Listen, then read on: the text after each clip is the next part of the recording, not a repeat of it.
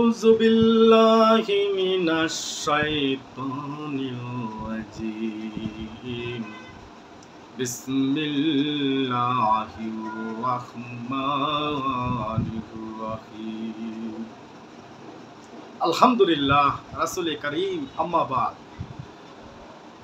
أعوذ بالله من الشيطان الرجيم بسم الله الرحمن الرحيم আজকে আমরা গুরুত্বপূর্ণ আলোচনা করব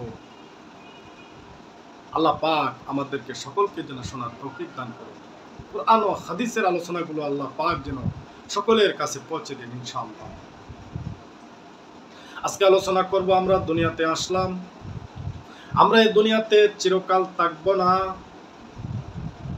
আমরা দুনিয়াতে কিছু দিনের জন্য এসেছি, মেহমান হিসাবে আমরা কিছু দিনের জন্য এসেছি। আল্লাহ পাক পাঠাইছেন এই দুনিয়ায়, কিছু দিনের জন্য আসলাম।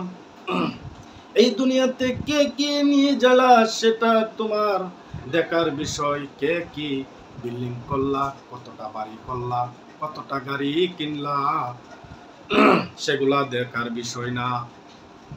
এখন আমরা প্রতিযোগিতা নেমে গিয়েছি দুনিয়ার ভিতরে। এখন বর্তমানে আমরা কে কতটা বাড়ির মালিক, কে কতটা ফ্ল্যাটের মালিক, কে কতটা গাড়ির মালিক, কে কতটা দোকানের মালিক, কে কতলা সম্পদের মালিক। না না না, এগুলা আল্লাহ পাক এমনিতেই দিবে। আমরা আমাদের নিজেদের চিন্তা করতে হবে, নিজেরা সঙ্গে করে কি কে কি নিয়ে যেতে পারতেছি, কে কি আমল করতেছি, কে আমল কতটুকু মরার সময় সঙ্গে নিয়ে যেতে পেরেছি, সেটা নিয়ে আমরা এখন প্রতিযোগিতা করি না। এখন কার কত ধন সম্পদ, এই জন্য আমরা প্রতিযোগিতা করি, ধন সম্পদের প্রতিযোগিতা করি, আমরা আমল করার প্রতিযোগিতা করি না। কে কতটুকু আমল করেছি এই দিকে আমাদের কোনো খেয়াল নাই। এই দুনিয়া নিয়ে ব্যস্ত হয়ে গেছি, পরকালের কোনো চিন্তা নাই। আমরা ভাই পরকালের চিন্তা অবশ্যই করতে হবে আমাদের। এই দুনিয়া নয়, পরকাল একদিন আমাদের বিচার হবে। এহকাল পরকাল দুটি আমাদের প্রয়োজন। এই কালের আমাদের দুনিয়ার কোনো গাড়ি বাড়ি আমাদের কাজে আসবে না, টাকা পয়সা দ্বন্দ্বলত কাজে আসবে না।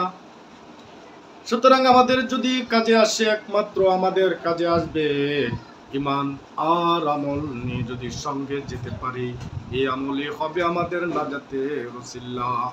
আমল করে যেতে পারলে আমরা জান্নাত পেয়ে যাব ইনশাআল্লাহ। আল্লাহ পাক আমাদেরকে বেশি বেশি যেন আল্লাহ পাকের ইবাদত করতে পারি, কুরআন ও হাদিস মতে যেন চলতে পারি, সেই তৌফিক আমাদের সকলকে যেন দান করে। আমল যদি সঙ্গে নিতে পারি আমরা কবর থেকে জান্নাত, আর যদি আমরা আমল সঙ্গে না নিতে পারি, বহুত আমল যদি নিয়ে যাই, আমাদের জীবন ধ্বংস, আমাদের জাহান্নাম শুরু হয়ে যাবে। কবর থেকে আমাদের জাহান্নাম শুরু হয়ে যাবে, ভয়াবহ শাস্তি শুরু হয়ে যাবে। আল্লাহ পাক যেন সকলকে আল্লাহ পাক এই শাস্তির থেকে বাঁচিয়ে দেন। আল্লাহ পাক সকলকে যেন আমল করার তৌফিক দান করেন। আমিন।